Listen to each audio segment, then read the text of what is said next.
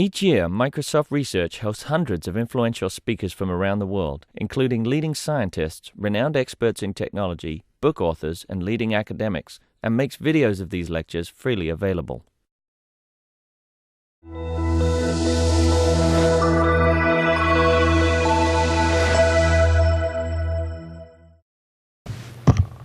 Okay, it's an honor to host John Krakauer today from Johns Hopkins University. John is the professor of neurology and neuroscience at Johns Hopkins. He also directs a lab called Brain Learning, Animation, and Movement Lab. I think he conjured that up to have the acronym BLAM Lab. When I was visiting Johns Hopkins, I gave a talk there at CS and also School of Public Health, 2 different talks that day. But I had a set of meetings in both places, and of all the people that I met, John stood out as being kind of out-of-the-box thinker, and kind of his interdisciplinary work crosses the borders of, intersects with work and interests of many people at Microsoft Research. So I thought I'd just have him out and we'd have some meetings scheduled and see what would happen, given the kind of interesting things that John does, things that typically we don't get exposed to at MSR. So as far as background, John did his bachelor's and master's degree at Cambridge University, and then went to Columbia, where he did his medical school. He trained. He did a 1-year internship at Johns Hopkins, and then came back to Columbia to do a residency in neurology. And he's been, and then followed by a fellowship in motor control. His areas of interest, I'll read these, are experimental and computational studies of motor control and motor learning in humans, tracking long-term motor skill learning and its relation to higher cognitive processes such as decision-making, prediction of motor recovery after stroke, mechanisms of spontaneous motor recovery after stroke in humans and in mouse models, and in new neurorehabilitation approaches for patients in the first 3 months after a stroke. He has lots of interesting clinical interests, but I was quite intrigued also by his interests in motor skills, learning, and gaming, and he has some interesting demos to show as well. So, John. Thank you. Is this on? I'm not going to hear it, right? It's broadcast. That's right. Well, Eric, thank you very much for coming here. This is a first for me. Pacific Northwest, Microsoft, giving a talk. You know, it makes me feel hip. So it's nice to have this sort of. Are there allowed to be questions during the? Yeah, perfect, wonderful. So I'm going to talk about a lot of things that I'm just beginning to try and tackle that puzzle me profoundly, and I think it's always interesting when one lists what one is. You know, I don't think it's really easily defined the kind of work that we're doing, because the categories of motor learning and cognition, I think, have been artificially separated.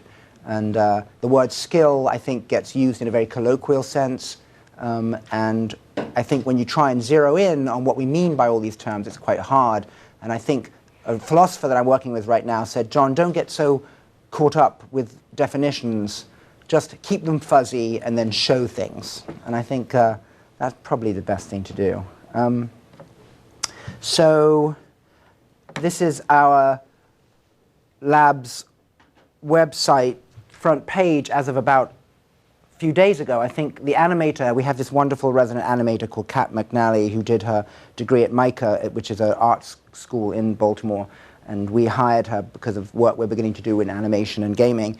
And she did this sort of slightly phantasmagoric version of the old Hopkins facing the new Hopkins. We just have these giant new buildings. But it was just, we are the first lab, I think, in the neurology department to have a resident artist and animator, so I'm very proud of her. Okay, what am I going to talk about today? So I was involved in writing 2 reviews, one in 2008, one I think in 2009, where they wanted us to sum up the current thinking about motor learning and things like that. And so Reza Shadmi is also at Hopkins as a computational motor control scientist, and we wrote this. And then a year later, the Olympics were coming along, and Nature Reviews, Neuroscience, wanted something about athletics, and so they said, would you head up an article about what it is that we know about athletes and why they're so great?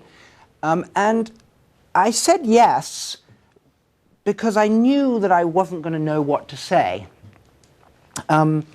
Because what it made very apparent was that when you say you do motor control or motor learning, people in the real world think that you're going to tell them something interesting about what we're all obsessed with, which is sports. I mean, for reasons which are still unclear, we pay people more to throw balls around or hit them than anything else in human endeavor, right? And if you ask yourselves right now, why is that, you won't be able to answer, right?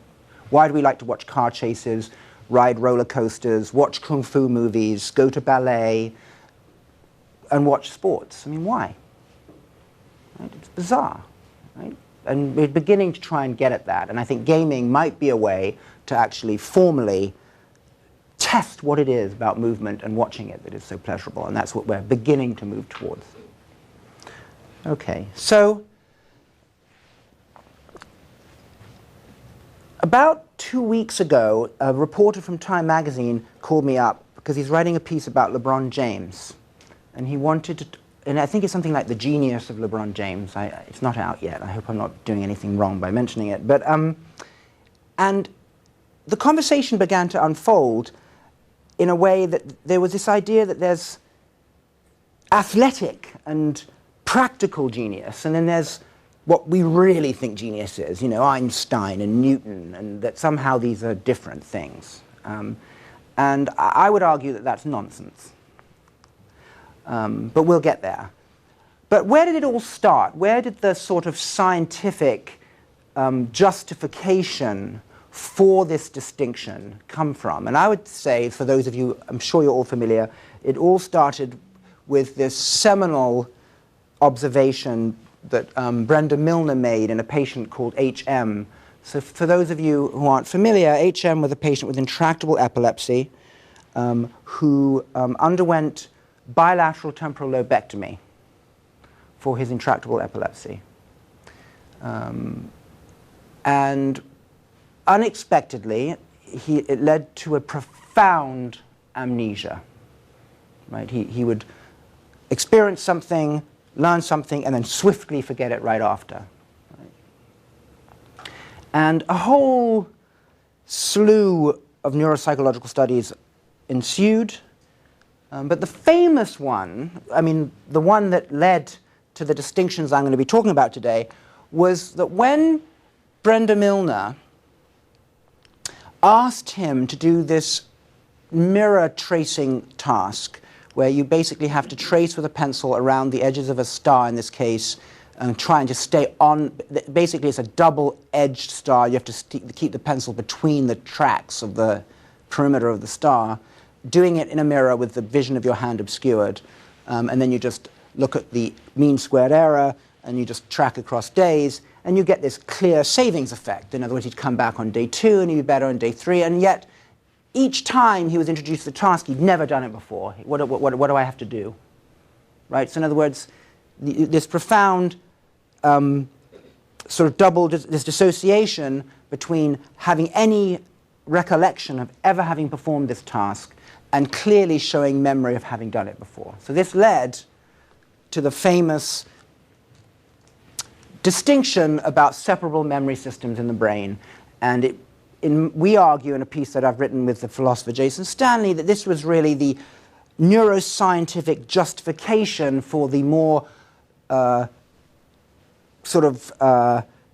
general cultural belief of the distinction between the practical and the theoretical, right? There's sort of explicit, declarative cognition, and there's this sort of unconscious, implicit motor side, all right? And that's why these things separated, okay?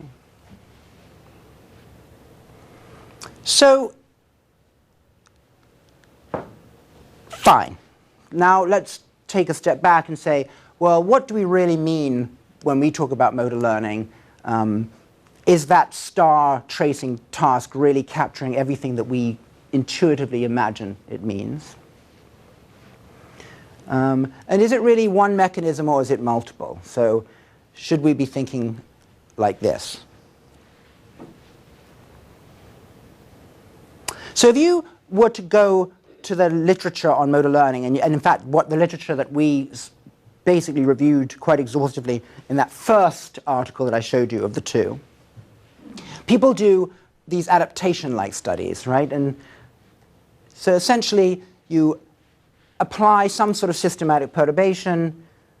In this case, here's a target, here's a cursor representing your fingertip, for example, and you apply a perturbation where you aim for the target, but now there's some systematic rotation on the cursor and you miss. And then over time, you adapt, and so you move your hand over here, and in goes the cursor. And this is sort of the computer-generated version, really, of the mirror drawing task, right? It's a classic adaptation task where there's some sort of systematic perturbation, and you iteratively, over time, bring down your errors. And this is what happens. And you can fit single and double exponentials where the size of your correction seems to be proportional to the size of the error, right? And this is what people do: force fields, prism goggles, and there's an vast literature on the way that we seem to implicitly reduce our errors in the setting of systematic perturbations. By the way, it's really makes more interactive. When I first saw some of this work, I was thinking, what's the intersection of this work with the HCI kind of fits laws and the standard tools we have in HCI that might be outside, because it's just a discipline outside of the studies like that we see in motor adaptation, and maybe there's opportunities there in itself for joining these communities. And I'll be talking a little bit about speed accuracy in a minute, actually, because it's absolutely right. So a lot of psychology departments also do this kind of work, right? Yes. And so I think, Eric, it's reasonably well known to psychologists who study human cognition. But you know, how's it used in practice? Back into Kai, I'm saying we typically have our standard, you know, simple tools for doing this kind of target acquisition work. Maybe but it is an interesting point that you know, psychologists have studied these tasks a great deal. When it comes to motor learning, the psychologists seem to really like sequence tasks, which I'll talk about very briefly. Right. So you've got adaptation tasks, which became more the purview of people from engineering, people who are interested in control theory, right? And then you had the sequence learning stuff, and then what I would say is that neither of those are capturing what we might more colloquially think is skill, which we'll get to in a minute. So certainly people like J.J. Gibson were, you know, in psychology departments. Yeah, absolutely. Right. We're human factors department. Yes, yes. And actually those divides are fascinating too, right? Yeah. So I'm going to take you through some stuff that may seem sort of odd to show you what you can do, and in a sense, take that HM dichotomy and hoist it by its own petard, okay? So, and this is actually work done by Rich Ivory's group, and then Jordan Taylor's now at Princeton, and I'm working with them, and this is stuff that we've done together to sort of try and push this kind of paradigm to its limits and see how, in fact, even this kind of paradigm is heavily contaminated by cognition. Cognition in the way, just for now, I'm just going to admit to a division and then try and collapse it. So here's a sort of setup. You have a target. The red is the cursor. You start here, and you just, at baseline, you're making zero error because there's no perturbation. You just aim like this. You just have some variability. Okay? And then you apply a rotation, and now you try and move to the target, and the cursor goes off like this. You have this big first error of 45 degrees, and then you start to adapt. So you're on your way, and then you get into the target. And then you can have an after effect. You turn the rotation off again, and now you miss in the other direction. Okay, it's classic.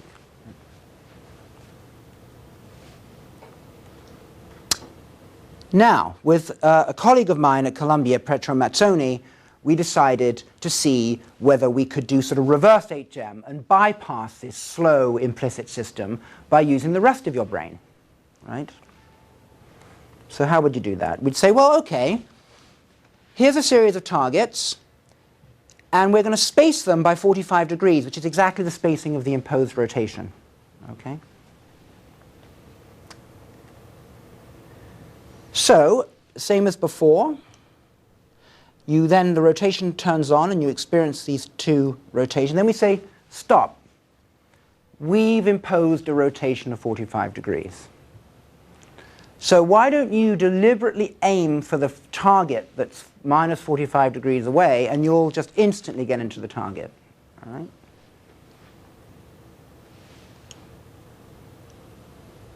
Bam.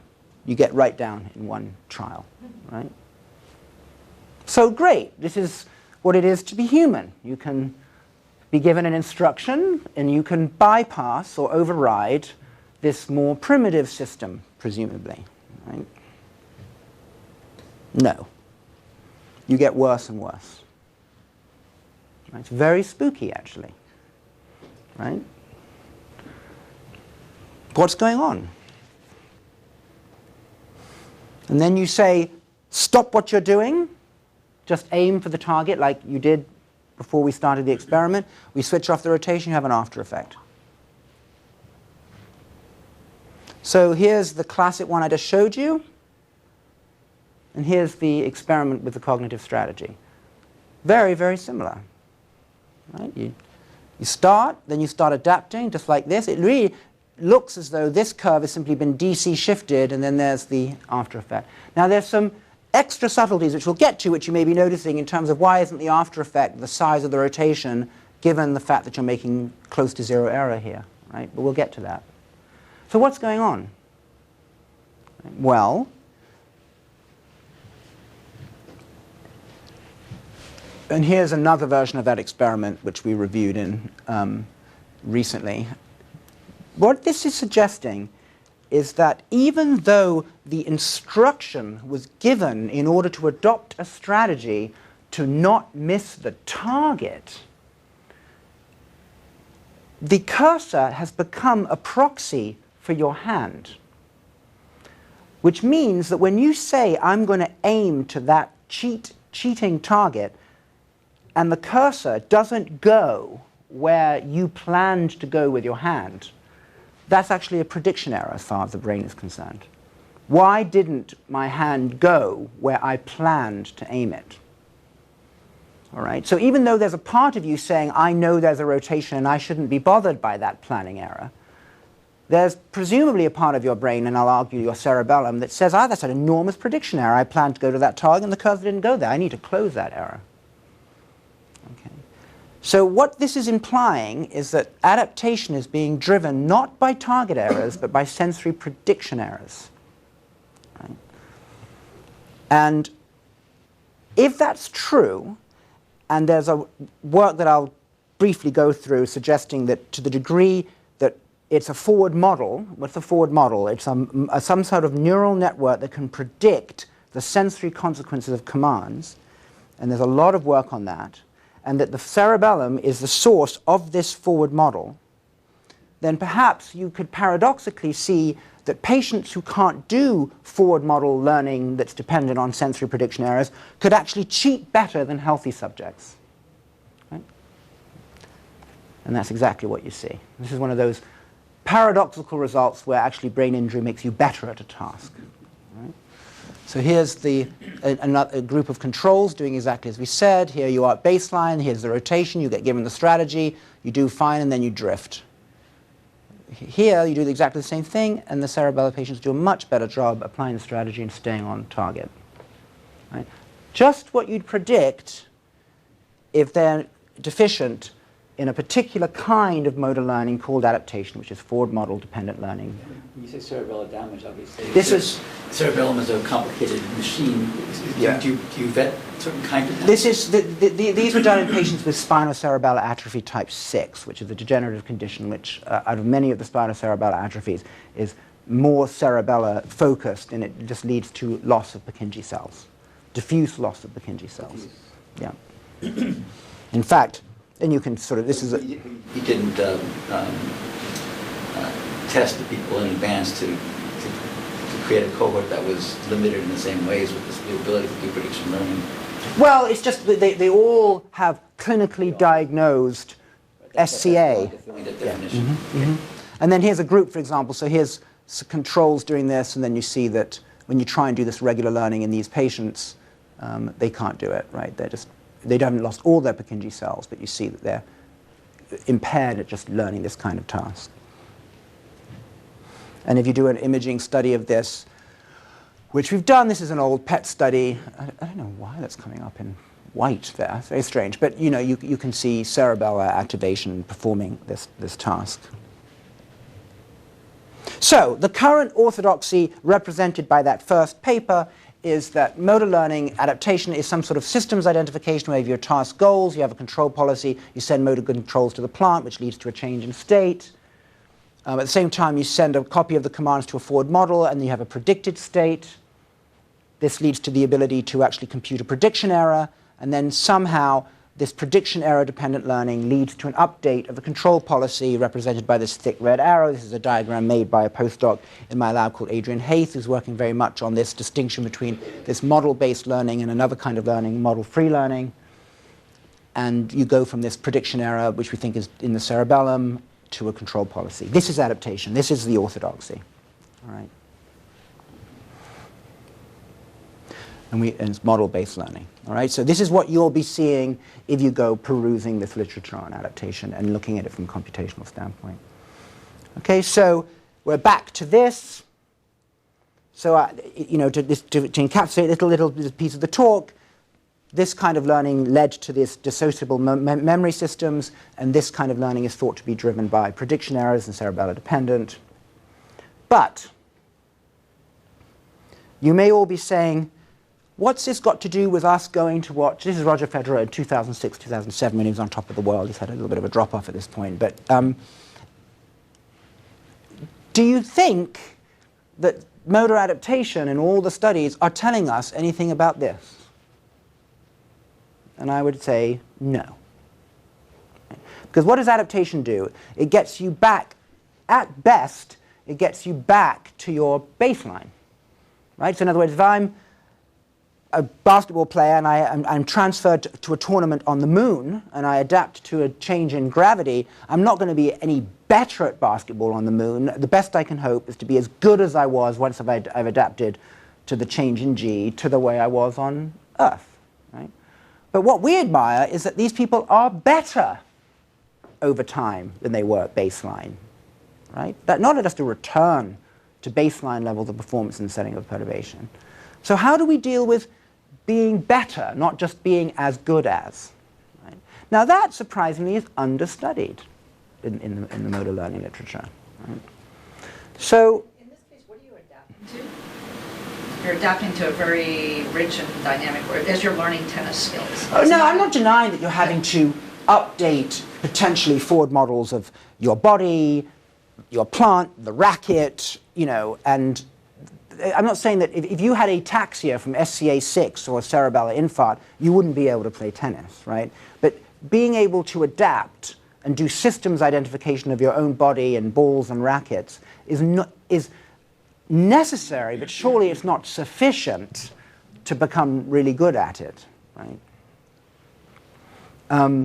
So we decided, this is Lior, he's now back, he was a postdoc in the lab, he's now back in Israel, and Pietro, we decided we'd come up with a simple, non-perturbation, non-adaptation related experiment, okay? Surprisingly understudied, okay? So Pietro and Lior came up with the arc pointing task, where you really, so you have, there's this retroreflective mark on your hand, here's an infrared camera, and you simply have to, and I'm going to try and do it, right? You simply have to try and get the cursor through this tube without hitting the edges, all right? You've all played some version of this, right?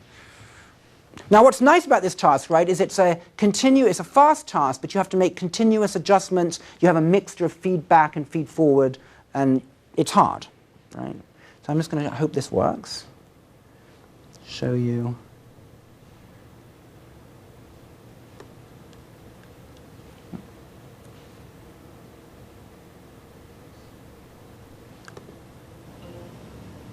Whoops, out, you missed. That would be what you did the first time you try to do it, all right?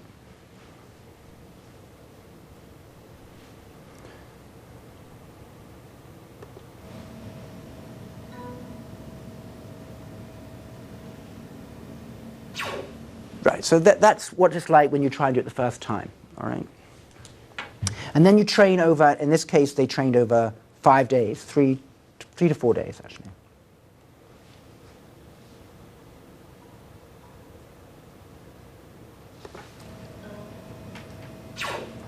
Pretty impressive, right? Now the question is how do you do that? What is happening over the days of training that allows you to do that? That's what whoever did that is the Federer of this task, right?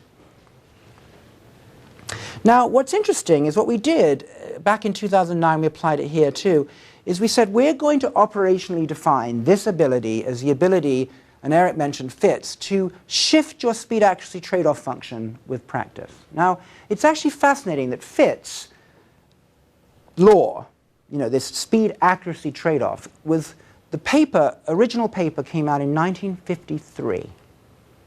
Right? And yet, and I say this in all modesty, we could not find an example of where people deliberately tried to derive a speed accuracy trade-off function before and after learning. Right? So what's interesting here is, so this is the movement time distribution over which people were making movements while training. And then what you do is you deliberately test the speed accuracy trade-off at imposed movement times outside of the learning situation. In other words, it's not a good idea to just study learning during acquisition, because all sorts of things might be going on that change your movement time and your accuracy, not because of some limit, but because you're exploring, for example. So what you want to do is you want to have a learning phase, and then before and after the learning phase, you deliberately assay the speed accuracy trade-off with a metronome and see what people's accuracy is at forced movement times. And what's interesting is here's your day one speed accuracy trade-off function, and then this is what it looks like after training, and you see this global shift outside ranges, notice, that you actually trained in. Have you studied things like training is fixed, but you allow sleep or time to pass? Yes. So in other words, well, in this case, this is done over days, right? But you stop training and you compare. Yes. So 1 hour to a night of sleep. Yeah. Right. So there's an entire literature on whether motor learning consolidates with sleep or not. All right. Okay. And the current thinking, and we haven't done it with this task, is that there doesn't seem to be, for adaptation tasks, any effect of sleep. In other words, if you wait 12 hours on the same day versus 12 hours overnight, there's no difference. If you look at the implicit components of something called the serial reaction time task, there's no difference.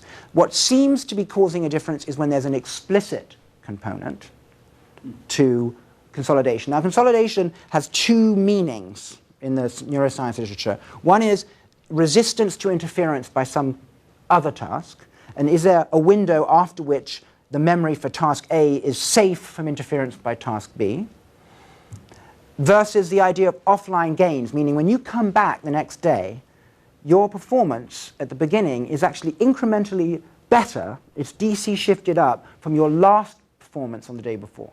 Right? Now, people confuse those two, but to the degree that it looks that there's been a sleep-related effect, it seems to be on explicit sequence tasks looking at the offline effect. Right? But it's, at the current time, it's still fuzzy how important sleep is. But for sequence tasks that have a knowledge of order component, it seems as though there's an offline gain. I guess I'm also getting at the idea, for cognitive, high-level cognition, like memory, we have models of short and long-term, and consolidation models of various kinds of masking and interference. Does motor sit outside that? No. So in other words, In other words, can you have a short-term memory defect or a long-term memory defect with motor? Okay, so in other words, it's a contentious issue right now. My position that I'm taking, which is somewhat polemical, is that adaptation is a short-lived working memory-like phenomenon, and that any long-term motor learning is actually in the skill domain and is not error-based, it's reward-based. This is a part of your punchline, I guess. It's a bit of a part of the punchline, but it is the direction we're going in. Now, but that causes a lot of people to be upset, and because they say, wait a minute, you can have prisms and you can learn over time to sort of take the glasses on and off, and you switch between internal models, they call it, and things like that. I'm not going to talk a great deal about this, but what we're arguing is that piggybacking on top of the adaptation system is another part of your brain watching the solution that the adaptation system converges upon and goes, oh, I'll remember that solution. So that when you now do it again, you don't have to go through the error-based process that led you to that solution. Another part of your brain remembers the solution that was derived, and that gets recalled. Now, recalling the solution that one system originally derived is not the same as saying that the initial system has a long-term memory. It provided a solution that another part of the brain then remembers. And so what we'd argue is that that other system that remembers the solution that the short-term system found has a long-term memory. Right, but I guess remember means so much, connotes something very different for cognitive, for recalling an incident or or yes. event. So in other words, so let me just to remember a complex set of motor commands sounds very, very well. Okay, so challenging. that's right. So in other words, let's just talk about this. So in other words, I'm doing. So this is. I don't have a slide for this, but can I draw it on here? Yeah, absolutely. So in other words, if you learn over time that to get the cursor into the target, your hand has to incrementally end up going over here, right? And you do that very slowly through this adaptation process. This movement now is the solution to getting that cursor in that target. So now you go away for a day or two, and I come back, and I make you do it again. And what happens, if you look at the learning curve, instead of it looking like this, you go ka-chunk, like that. Now the question is what's this ka-chunk? Is it just a sort of parametric increasing in the rate of the original system that did the learning? Or do you just start again and then say, wait a minute, I've been here before, and have a kind of implicit aha moment of having made these movements before? And what we're arguing, I can send you the paper, is that there's a system that does remember what you did before. Now, the question you ask is a very interesting one. What are you exactly remembering? This movement, by the way, that you make to get the cursor in here is one you've made all your life. In other words, if I stuck a target here, you can do this right away. There's nothing hard about this arm movement. It's just you need to associate this arm movement with getting the cursor in, right? And all I'm saying is that even though you need a slow iterative process to get there, which is adaptation, or you can use a strategy, right, just aim over here, all I'm saying is that there may be a way to remember this solution in hand space without having to go through this process again. And somebody would erroneously say that's a long-term memory for this original process, and I'm saying that's not necessarily true.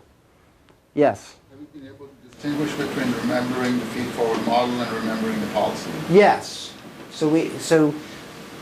I'll tell you the art. Right. So the way we did it is we said, okay, usually they're confounded, right?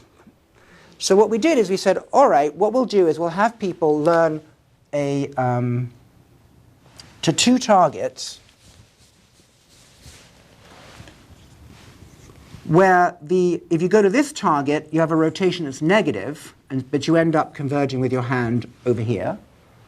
Or you go to this target, and it's a positive rotation, but you also end up converging over here. So this is a plus 30-degree rotation, and this is a minus 30-degree rotation. So two opposite internal models, right? It just so happens that the way we configured the experiment, the hand solution is the same for the two internal models. Now, if you believe that savings and interference are due to competition between internal models, then when you now come back, you do the 30 degrees, and now you come and do the minus 30 degrees. There should be no savings. But in fact, what you see is if you do 30 degrees the first time, and then you do the minus, you have a huge advantage doing minus 30. Can't be that you're recalling the plus 30. You're doing the opposite internal model. So what can be causing the savings? Well, it's because the hand movement is the same in both cases. So that experiment, to my mind, very clearly showed that what led to this improvement was actually the control policy, and not the fact that you remembered the mapping, because in fact that wouldn't help you. It's the opposite. Okay, so that is exactly what led us to believe that it was a mistake to think that you were doing this through either revving up the initial adaptation process or switching between maps. Right? So how are people doing this, right? And so what people are doing when they bring down their they shift their speed accuracy trade-off, this is a trajectory in that tube in normalized time. These are the 5 movement times that you test the speed accuracy trade-off, and this is your trajectory variance. So this is what you're like on day 1. And not unsurprisingly, as you go faster, you get this increase in variability. It builds up over the course of the movement. This is signal-dependent noise. And then you compare this to what happens on day 5, and you just see this unbelievable, dramatic reduction in variability. Now, the question is how does the brain do this? In other words, what is allowing this to happen with practice? Right? Now, this is not systematic error. In other words, in this task, the mean trajectory that you make on day 1 and day 5 are very similar. So you're already at the slow speed, like that slow cursor that I showed you. That trajectory that you made slowly is not different to the trajectory that you saw when you made it fast on average. Right? So unlike adaptation, where you're having to make a new mean movement, here the mean does not really change. What changes is the variance around it. Okay? So I'm saying that some people study systematic error, and we were studying variable error. Nevertheless, you could argue that those 2 pieces are very implicit. Right? So where's cognition? So before I get to that, I just want to say that we imaged this. In other words, we've done imaging experiments now and brain stimulation experiments to look at the neural substrates of this systematic error process and this variable error process. And this is what Lior Shmuelov did. This is just submitted, an fMRI study. And there's a lot of images, but basically the main point is that because so many people were studying adaptation, unlike in the animal literature, the human literature was beginning to forget about motor cortex. But what we were interested in is that we're just interested in that variability reduction process. Where is that happening? And essentially, the contralateral motor and premotor cortex and the ipsilateral cerebellum are activating for the learned task even when you control for the performance. In other words, you can't study motor learning if you keep imaging the improved performance, because then the imaging change you see is simply the change in the actual performance, not the learning process per se, right? It's called the performance confound. So what Lior did very cleverly is he used this task to clamp the trajectory and the speed that you moved at, so that on day 1 and day 5, you were doing an easy, slow version of the task. But even though you were performing the task the same way, trial by trial, on the 2 days, the variance was different, right, the second order part, and the activation was still there. So it would be a little bit equivalent to if I'm standing here and a world-class pianist, one of you might be very good pianists, and that we both stood up here, and you had to guess which one of us was the world-class pianist. And all we were allowed to do is press middle C at 1 hertz. Right? You wouldn't be able to tell which one of us was because I'd clamped the performance. Right? But if you imaged us, I would say that for the same phenotype, you would see a difference. And that's exactly what Lior showed, that there's a difference in the extent of activation in motor cortex on day 1, day 5, even though the performance is the same. And right? less, you said. Less activation. More. More on day 5. And so in other words, You didn't say the actual magnitude yet of the change. Well, okay, so we don't, these are statistical maps, okay? And you have to be very careful not to conflate changes in T-maps with true changes in extent of activation, right? So there are, because you either you could be activating more voxels from day 1 to day 5, or the same number of voxels, but the degree of activation of that same number is increased. And you can't decouple more activation in the same voxels or more voxels. Now, we did some analyses to suggest that it's more, but when it comes to signal to noise, there are 2 ways to increase your signal to noise. One is more, right? Just have more neurons doing the job. Or you better recruit neurons tuned to the tasks that you're doing, right? Now, if you look at the sensory literature, it seems like you have these two phases. You expand the population doing the task, and then you select from that expanded population the more specialized units, both of which can lead to a reduction in increase in signal to noise, and one you'd expect to lead to an increase in activation and then a sparse decrease in activation. Right? What we're seeing here, at least at this stage, looks like it's the increased part. I guess there's a sense of a well-honed machine. There's less exploration and costly, all sorts of things, so it gets more efficient over time, needing less of all this stuff going on. Yeah, so I would say that it probably depends on the task and when in the learning process you are. All right.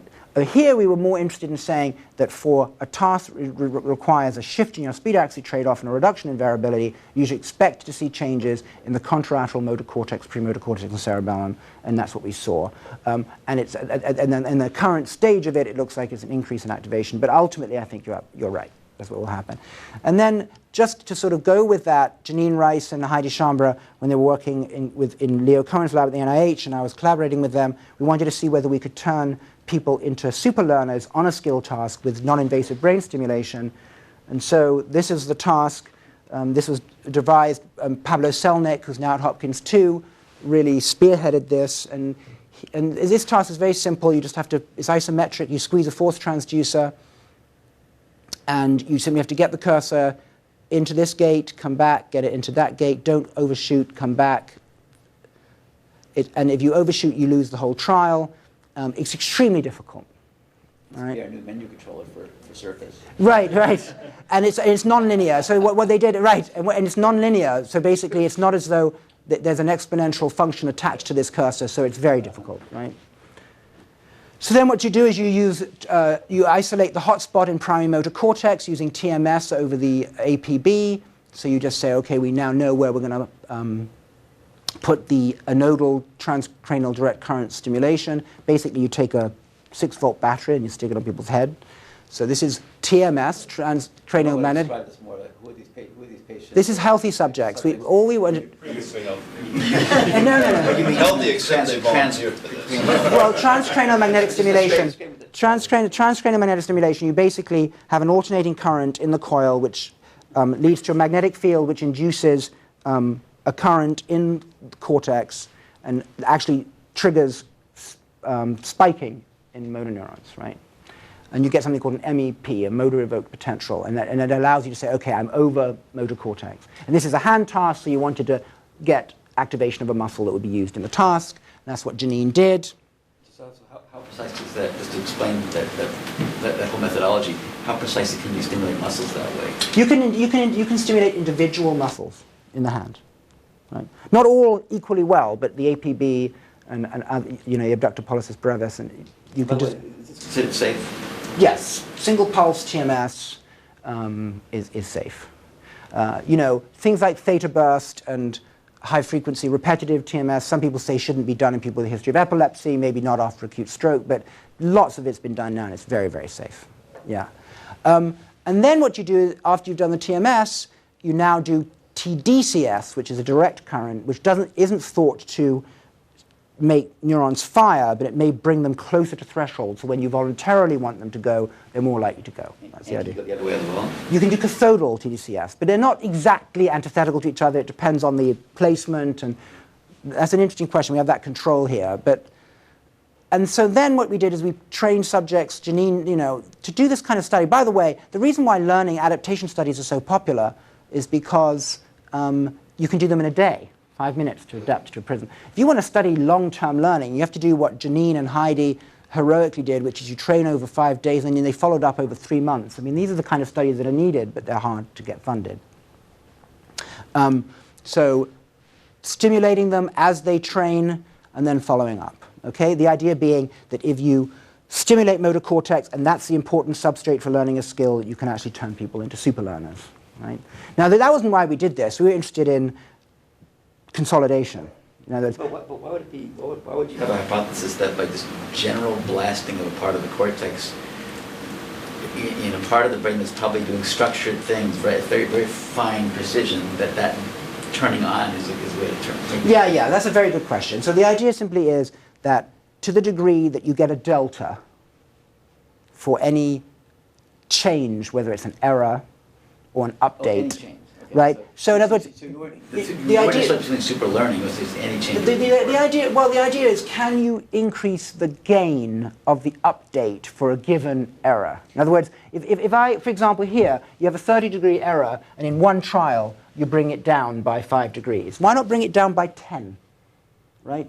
In other words, now there are Bayesian arguments to why you don't do one trial learning, right? Based on, are you correct in the error that you perceived? Do you trust your ability to make a big change, right? So based on your confidence about the world, confidence about your plant, you optimize the size of your update based on your relative certainties. But one could have a whole number of hypotheses as to what's going on when you grossly blast parts of the brain, more blood flow, who knows, more oxygen. You know, and in fact, to the degree that people have looked at what TDCS is doing in slice preparation, so Janine and somebody she collaborated with, Britta Fritsch, have done this work on a slice preparation of motor cortex.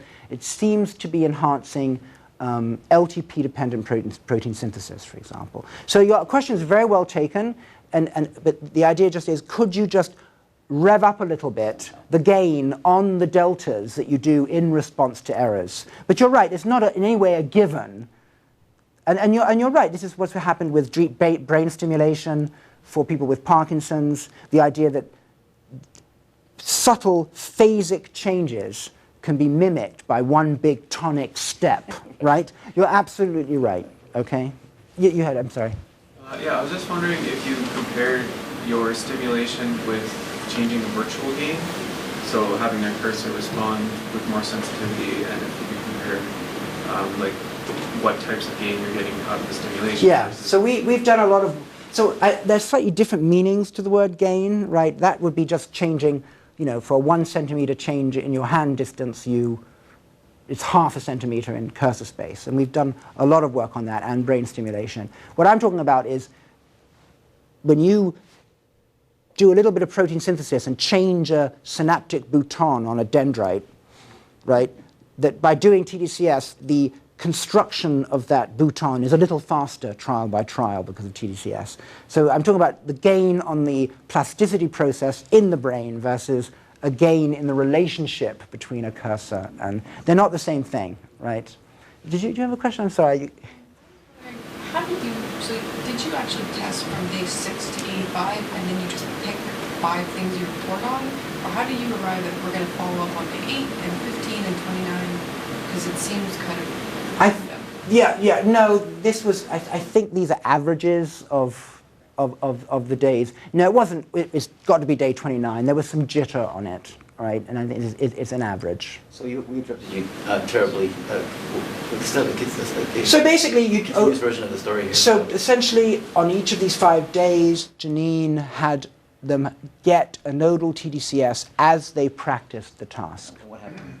And then we will show you what happened, and then the follow-up, all right? But the follow-up is without stimulation, right? And this is a measure of the shift in the speed-accuracy trade-off function. So in other words, the parameter that we called skill learning was a parameter that captured the shift globally of the whole speed-accuracy trade-off function. And this is people who are doing it without, this is people doing it with, right? It's not subtle, right? We'll know you're successful when the various sports organizations don't allow this anymore. I don't. So exactly, I get asked that every single time, and so does Pablo Salnik, more than I do, because he's really the expert on brain stimulation. There are ethical concerns because you can't test the urine for having had a batter in your head. So in other words, I don't know how you're going to do anything about this. You could check people's MEPs. In other words, when you get TDCS, transiently, the excitability of motor cortex to TMS goes up, but that's transient, right? And if you look, I don't have the plot, but over time, this advantage at day 5 was still there 3 months later. What's your sense about a cup of coffee, caffeine, nicotine, other kinds of stimulants to the same kind of part of the cortex? Well, I mean, that's definitely true for the bold response, for example, with functional imaging. I don't think that coffee is going to make you more skilled at learning. Teeth about coffee, but some medication Oh, that has the same yeah. kind of effect. Yeah, I mean, in fact, I don't have to, there's so much I could show you, but we've got some beautiful work that Steve Zeiler, who is assistant professor at Hopkins, on using Prozac in a mouse model of stroke. And what's fascinating is that if you take a mouse and you give it a stroke and then you train it within 24 hours of its stroke, it can get back to performance levels that are equivalent to before it was given its stroke. If you just wait a week and then you train it again, it never gets, it gets 50% up and then it plateaus. Having waited a week, you've lost this window of plasticity. It's immediately with the Prozac. But what he's done is if you give the, without Prozac and you start training right away, you get back. If you wait a week, if you give the mouse Prozac after its stroke, but still wait a week before you start training, it now gets back up to normal. Right? It's very interesting. So in other words, the intersection of brain stimulation, giving drugs, is going to, that's what we're trying to do in stroke right now. Right? It's very exciting. And just Pablo Selnick in his lab, this is just to show that I just showed you enhancing learning by stimulating over M1 for a skill task, for the variable error kind of task. If you stimulate over the cerebellum, we're using TDCS for the systematic error task. You speed it up if you stimulate over the cerebellum, but nothing happens if you stimulate over motor cortex. So here's a beautiful double dissociation. To bring down the systematic errors, you stimulate over the cerebellum. Nothing happens when you stimulate over motor cortex. However, if you stimulate over motor cortex and then you look at the retention phase later, now what was acquired by the cerebellum is retained better by the motor cortex. So the link that we would argue between the error reduction paradigms and the variability reduction paradigms is that even in the error reduction paradigms, the memory for the command may actually be formed in motor cortex. Right? So, and I would make the claim that when we're studying skill, we're looking at the motor cortex, and the motor cortex is also the site for remembering what the cerebellum did, which is the title of Pablo Selnick's paper, actually. So, Can you talk about memory for the man?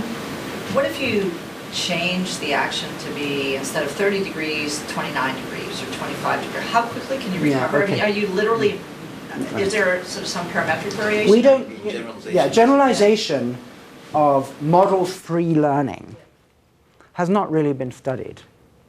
Okay, there's no, I mean, people sort of intuitively think that if you have a model, like of a rotation, then you should be able to apply that model anywhere, right? So I give you this target and it's a 30-degree rotation, or this target, and your model is rotate movement by 30 degrees. That should be global. So when you do gain adaptation, it seems fairly global, actually. And that if it's just learning a particular thing, it's easy to retrieve, but the price you pay is that you don't have to do that lot of computation to generalize, so it should not be generalized. But we don't know if that's true. We don't know what the generalization should be for model-free. So this is Jason Stanley. He's a professor at Rutgers. He's moving to Yale now. And he wrote this piece, which is fun to read, in the Opinionator last year, on this notion of the practical and the theoretical. And he argued that it's a false distinction. Right. This is actually a very nice, there's a photographer called Stephen Pike who's the main photographer for the New Yorker magazine, and he did a series of very famous photographs of philosophers. Very strange project, that philosophers are the ultimate thinking kind of people, and you think that you can work out what they're like by taking photographs. Right. Anyway, so far, just to be clear, I've talked about two kinds of learning, a sort of acuity learning where you can bring down your variance, and systematic error, both of which seem to be happening without you having to sort of intervene consciously. All right? But that can't be right when it comes to sport, and that would drive Jason crazy if we thought that motor abilities are just those two components that I think I've shown you in the motor cortex and cerebellum. So let me just tell you about movement strategy. So this is a review that Jordan has done, and this is, you probably know this story, but this is about the high jump. Okay, so this is the scissor jump. That's how people used to do the high jump, right? And then this happened. This is the Fosbury flop. Now, Fosbury wasn't a particularly good scissor jumper, but he had an aha moment and decided to do that. Now, if you look at the world records, here's the scissors, and there was the Western roll, the Fosbury flop. So what I'm trying to say is, you could argue that within any one of these strategies, you could get learning of the kind that I've been talking with you about thus far, right? But then you have this ka-chunk moment where even if you're not a particularly live athletic person, just the cognitive switch in strategy will get you ahead of all these really fit Western rollers and parallel straddlers, right? So then that makes you ask, well, if you're going to watch someone like a Roger Federer, where should the credit go? Is it the adaptation stuff that I was talking to you about? Is it that acuity stuff? Or is it that the really good athletes are sort of know something that other people don't know? Right? Now, as soon as you start couching things this way, it just opens a Pandora's box, right? Because suddenly you're beginning to argue that cognition is having a huge role in the point scores. And then the distinction between, is inventing the Fosbury flop any less impressive than the theory of special relativity? People still use the Fosbury flop. Absolutely. Yep. So here we have them. Everyone does this now. There is none of this. So, working with Richard Ivory, he's the chair of psychology at Berkeley, and Jordan Taylor at Princeton, who was in his lab, and then we were working together, we thought we'd start to look for Fosbury floppishness, even in this so-called totally implicit task. Okay? So I've already told you what happens when you apply this strategy. You drift away. But look what happens over time. I never told you this. I showed you the experiment to there. But if the experiment keeps going, you overcome this sensory prediction error override, and you override it in turn. So what is this? Right? So here you are, cognitive strategy, success of cognitive strategy, failure of cognitive strategy, success of something. Right? So you have this dynamic push and pull going on, presumably between different parts of your brain. Right? And then you look at the after effect. So you say to people, look, don't apply a strategy if you're applying one, and the rotation turns off. And look, your target error is 0, the rotation is 45, your after effect is only about 15 degrees. So how did you take up the rest of this slack? It's not implicit adaptation because the after effect isn't up here. Right? So it suggests, looking at it this way, that something else is going on to take up the rest of that error. So as evidence of two processes, right, one seems to be target error dependent, the other one is sensory prediction error dependent. And so you've got what I told you about before. Did the movement go as planned? This is the sensory prediction error. Did I achieve my goal? This is performance. And basically these two things are having a little duking it out. All right? And essentially this is average behavior. If you take a look at individual subjects, you see a lot of differences in strategies and what looks like an increase in variability, which looks like exploration. So to cut a long story short, I'm not going to go through, the idea is that it seems as though you get a strategy given, it fails, and then you go, wait a minute, I'm not going to just stick to the strategy the experimenter told me, I'm going to take a little walkabout. Right? And then the idea is you do a walkabout, and then you begin to have an incremental walkabout that begins to counter the adaptation strategy, and they cancel each other out, and you get adaptation, zero target error. And you can assess the strategy by actually having a series of numbers, and what you do in this experiment is you have people adapt in the normal way, but between each trial you say, where would you point next? You actually ask them to verbally report. Right? So for each target, you rotate the numbers, and you can get the report. And this is the instruction. Before moving, tell me where you think you should aim to get your cursor on the target. Now that question, you could argue, and we want it to be the case, invokes the use of a strategy, right? But it isn't like the original experiment where you tell people aim to 45 degrees to the other target. All we say is, before moving, tell me where you think you should aim to get your cursor on the target, right? So that's all that happens. You have the numbers, you get that instruction, and then you adapt. And it looks fairly canonical. Baseline, adaptation, after effect. But notice, the after effect is not up here. All right?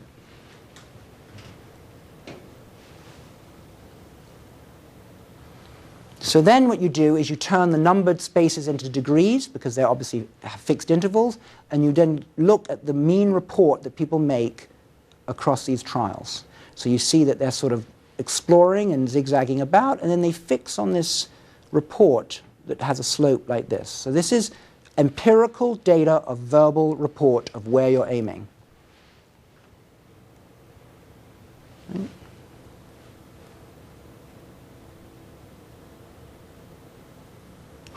So does it look like an aiming strategy which is not zero and this model that I've told you about are working together? Right? And so you can decompose this target error in two. The aiming strategy, the model adaptation, minus the imposed rotation, and that gives you where you should actually go. All right?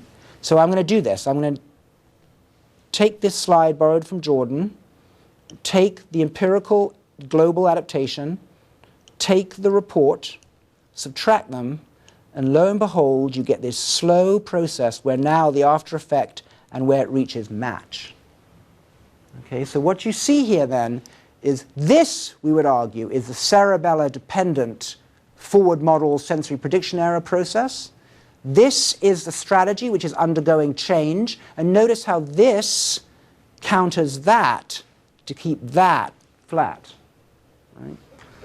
Now understand, so you don't get bogged down in the details, what we are showing you here is a kind of task that has been tacitly assumed be entirely implicit and the modern day analog of what made HM so famous, which is the non-explicit learning process.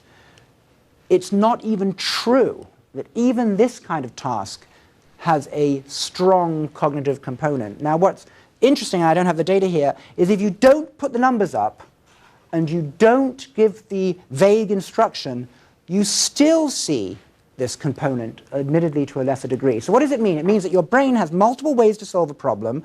Even a task that you think should be left to your implicit processes is contaminated by cognition. And depending on how you frame the problem, you actually will determine which system in your brain is using it.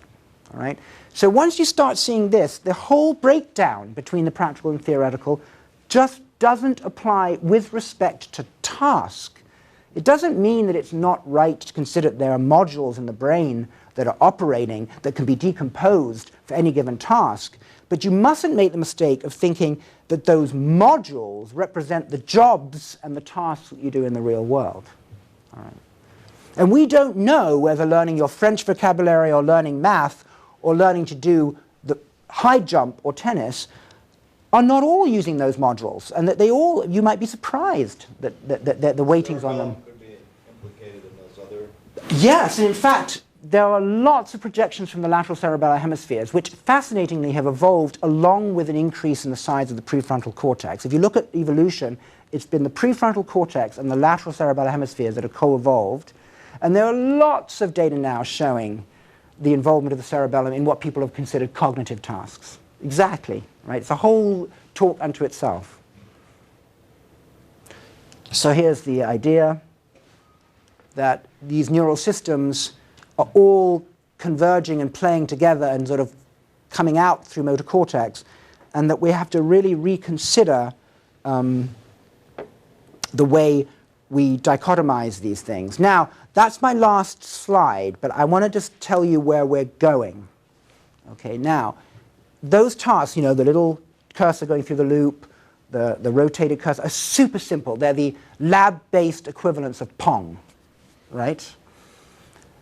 And then I showed you those 2 reviews that we wrote, one on athletes and one on motor learning in the lab. How are we going to bridge the abyss between complex motor tasks in the real world and these very simple learn within a day tasks, even the one I showed you for 5 days? So where we're moving now, and I think this is one of the things that I did talk to Eric about before, is that we've decided to move the lab onto a pad. That we think that gaming is the key to bridging lab-based motor learning and what most people think motor skill is in the real world. Now, what I don't think that means, now there are people like Daphne Bavelier who's doing a lot of interesting work where you take off-the-shelf video games and then you begin to look at things like selective spatial attention, perceptual learning, but I don't think that's the way to go. I think we now need to take the capacity of having a lab on a pad to do high-end longitudinal studies over much longer time frames. That has not been done, right? The clear way, in my view, is to think a priori about the component brain parts, the neural processes, the computational processes, and the behaviors, and build them from the ground up in games. All right, now I'm just going to see if I can show you. So this is just first, what we're doing right now is we have a grant to study traumatic brain injury. Now, one of the problems with traumatic brain injury is that after a while, subjects have subjective complaints after they recover that you can't objectively measure. I can't concentrate as well, I'm not the same person, I'm not as clever as I was, and a lot of the time they get considered that they have psychiatric diagnoses. So we have a project that I'm doing with an intensive care physician at Hopkins called Robert Stevens, and we have a grant from the Brain Science Institute, and we call it Wake Up and Walk Out. We're interested in people who were in coma after traumatic brain injury but walked out. And the reason I wanted to study these patients is they're telling us something about recovery, that they were in a coma and yet they walked out of the hospital and back into their lives. Right? And then we want to track them over time. Now, how do you track people in their lives? Right? So we thought we would we would develop an iPad game, and we have a group in my lab now, and I'm happy to answer questions about them afterwards, where we're really trying to do neuroscience longitudinally and high-end with motor learning and skill. And it's a big challenge because I'll say this quite frankly, you try to get the NSF or the NIH to fund you, where you say, I want to follow 200 people over a year to look at individual differences, and so this is why we're sort of in the dark ages when it comes to studying learning, because it takes this kind of thing. And I think this is the way to do it, right? Having hundreds of thousands of people coming to your lab, there's no throughput. But this is a way to have high throughput. So what we did is this is just a prototype of a game where we want to study the recovery of multitasking after brain injury. And so Pramit Roy and Omar Ahmad and the artist Kat McNally have teamed up to start developing these games to study these patients in. And so this is just an example of it. It's not that... Let me just increase the size. I think that works. Oh, I don't know why it does that. I'll keep it small.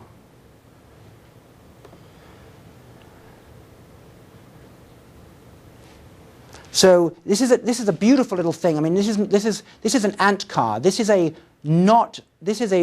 physically realized creature with its own physics. This is not an animation, okay?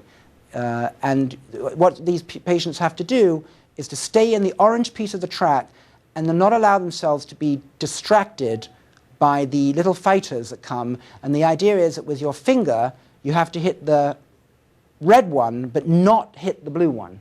And the idea is that when you're trying to both pay attention to a contingent capture task and maintain accuracy, can you in fact do both? Now, there's very little literature on motor skill in the setting of motor tasking. Almost nothing, actually. And so what's fascinating is that what we're seeing in the preliminary data are that you get differential effects on each of the tasks, right? And at the moment, in healthy subjects that we've piloted in, they seem to be able to maintain most of the time on track, but they start to fail at the contingent capture when they actually have to also drive, right? And even though you look fine in both. So in other words, the idea is that the patients may look perfectly fine if you ask them to do the driving part, and perfectly fine if you do the contingent capture, and yet as soon as you ask them to do both, they start to break down. Right? Now this is extremely simple. It's very beautiful. I mean, the control's very smooth, and people enjoy it very much. But this is just the tip of the iceberg in terms of what you could begin to build up from the ground in terms of cognitive components to learning. If you go to our website, I don't know if you can pull it up. I guess I could do it here, right? I'm online. I'm going to just show you our latest, just to tell you what we're now doing. Okay. Normals don't break down. No. No. It must be some level, right? Yes. You can. Yes. So this is just the new cover to the front page of our website. And what we're doing now is, this is an exoskeletal 3D robot which basically can assist 3D movements of the arm.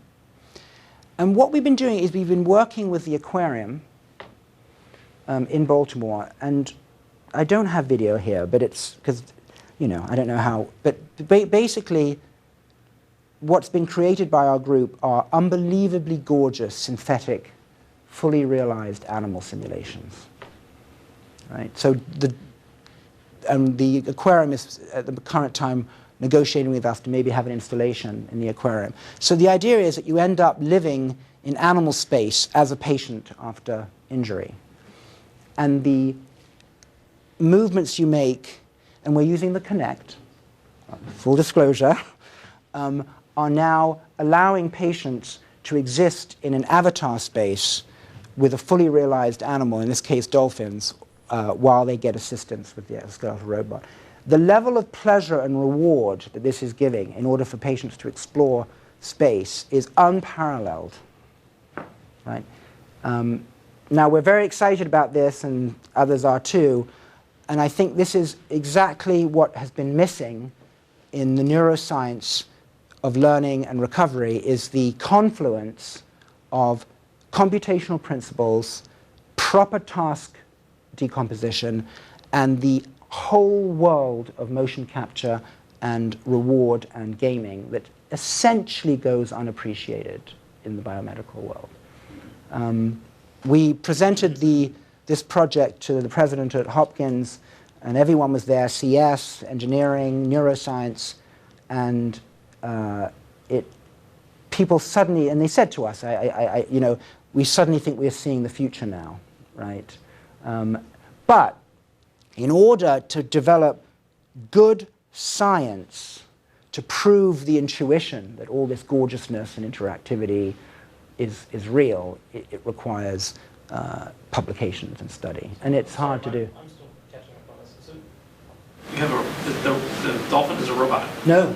Oh, it's a 3D animation. But it's not an animation so much that we haven't canned it. Right? What they've developed is a physically realized object that responds in unexpected ways to inputs. Right? So mapping the inputs on the exoskeleton to the 3D simulation from the dolphin. Okay. That's what I'm going to say. Is there, have you studied, or has anybody studied learning of the joint task situation over time, learning to get better at that? Yeah, so we're doing that. We're doing that right now. Is there a learning curve there? Mm-hmm. How would you characterize that? You know, it's in terms of systems and methods. you know, it's so new that the only way we're going to get to answer that question, in my view, is because people are different. I mean, some people take risks, other people are cautious, right? The exploration-exploitation trade-off. Some people do it one way, and some people sacrifice one versus the other.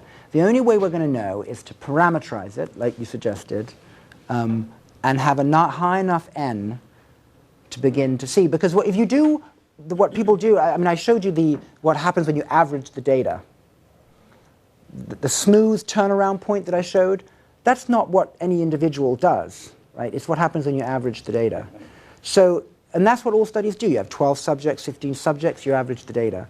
But what we're beginning to notice is as the tasks get more complex, there are idiosyncrasies that people show. They're not arbitrary. They are alternative ways to solve the same problem. And that's what we need. So in other words, multitasking. If I were to say that I'm going to use my prefrontal cortex, my motor cortex, and my cerebellum to do the task, and I'm going to do, 20, 10, 70, waiting to do it. And another person says, I'm going to use all my prefrontal cortex, and I'm going to do no model-based. And then you average the data for those two subjects. You get nothing. Right. I mean, that's what we need. There are also ways to manipulate the scoring and the incentives on the joint tasks. And I guess the question is that there's lots of literature, like Sperling's work and so on joint visual tasks. Right. So you have a dual task scenario with visual search that might have some overlap here in terms of all the notions of confounding and learning. Because dual tasks, just to be clear, dual tasks have been done most of the time to show automaticity. That at a certain point, you're no longer interfered with by the dual task. The emphasis has not been on seeing the dual task as a task in toto that has to be learned, right? In other words, if tennis is a quadruple task, right? You have to be looking at the court, you have to be looking at your opponent, you have to be deciding what you're going to do, the score. People don't say that the overall task of tennis is a dual or multitask interference, but it's framed in the wrong way. What I'm saying is everything that is actually what we care about is a task made of components, all of which need to be learned together, and that's just not in the motor domain. It's not studying. Even in the perceptual domain, people are usually studying interference. They're not studying combination of the tasks. And it's very hard to do, right? Because it means that you're going to have to build the task from the ground up, be able to parameterize its components, and then study enough people. And it's not been done. That's what we'd like to do, and that's what the gaming is for. Questions or comments? We can. Just a few minutes before noon. So you were actually mentioning earlier some long-term motor acquisition or skill acquisition. Years ago, there was work done for people learning to, what were they? What was that task where people were doing? It was learning Morse code. Yes. And there they studied individuals, so you can see curves for individuals over the course of years. Yes. Learning it, and you can see some interesting plateaus that look sort of like your high jumping example. Right. I don't know if people have actually looked in detail at what might be happening during those sort of plateaus and subsequent jumps. There's nothing on it, because you see, when you talk about those classic studies, they take very global distal measures. They're not looking at the actual kinematics, the actual movements that you're making, right? In other words, that's what we need is the ability to see what the motor system's implementation of the learning is doing over long periods of time, right? When they're learning Morse code, no one cares at the way you actually tap the keys, right? What we need is a way to actually get kinematics as well as the more global measure of performance. And those studies have never, reaction time gets studied a lot, right? But reaction time, the meaning of the reaction time to motor learning is extremely, we feel, and this is controversial, don't show these data, that there is no relationship between the reaction time and the complexity of the actual movement that you execute, right? So I don't think it's a very good measure. Yeah.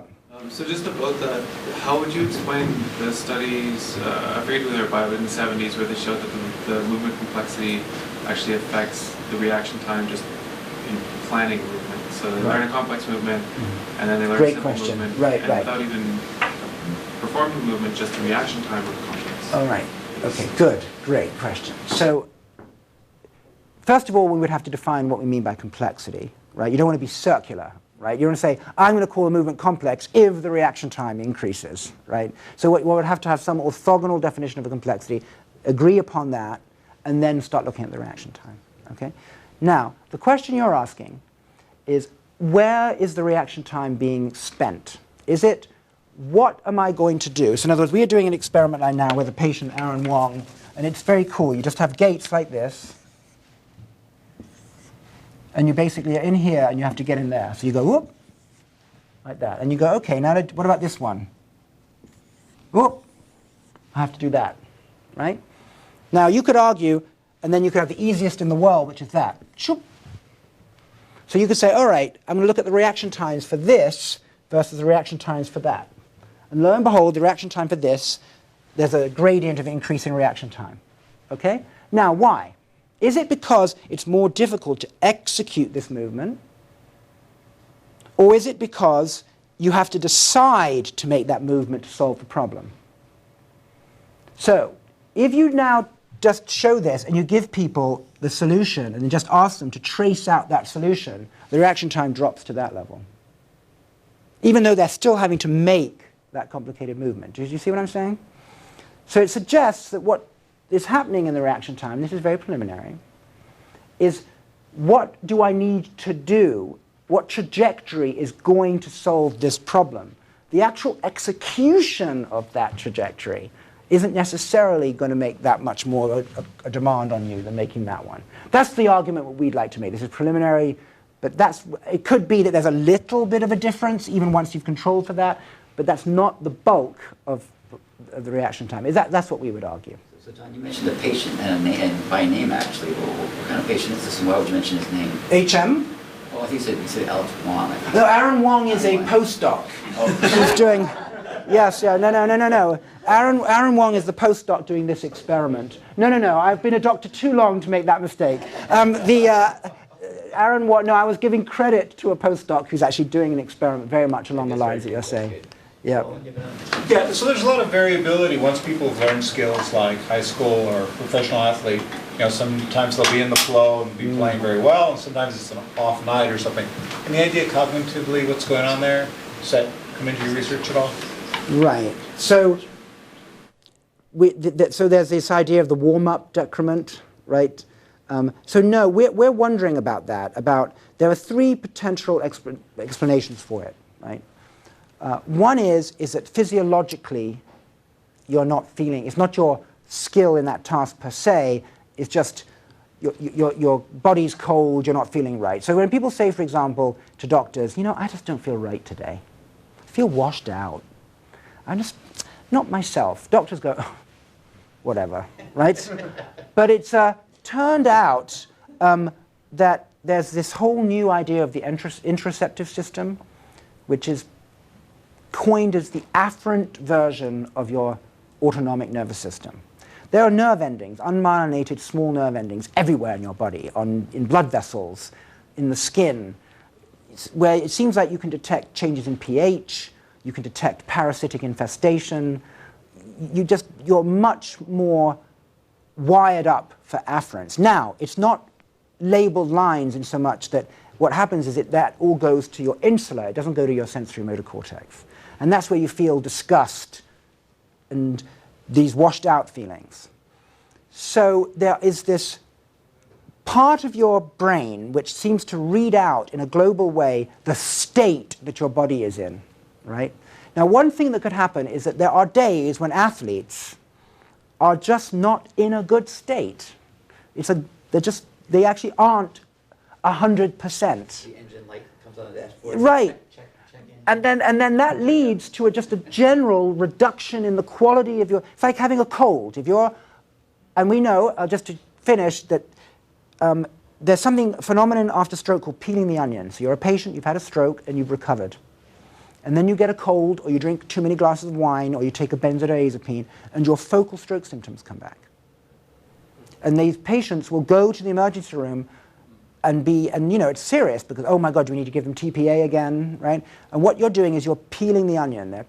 People at Columbia, Ron Razar and Randy Marshall have been studying this by giving patients under IRB conditions these benzos to recapitulate the deficit.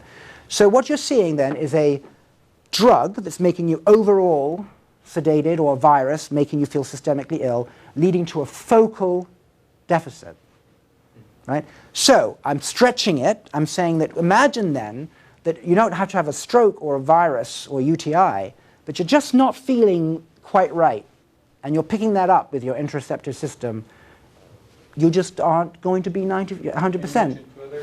And then, well, so that's one. The other one is that you do something where people choke, which is like a cognitive interference, which is that you start trying to use a module to solve a task that you would be better off leaving to another one, right?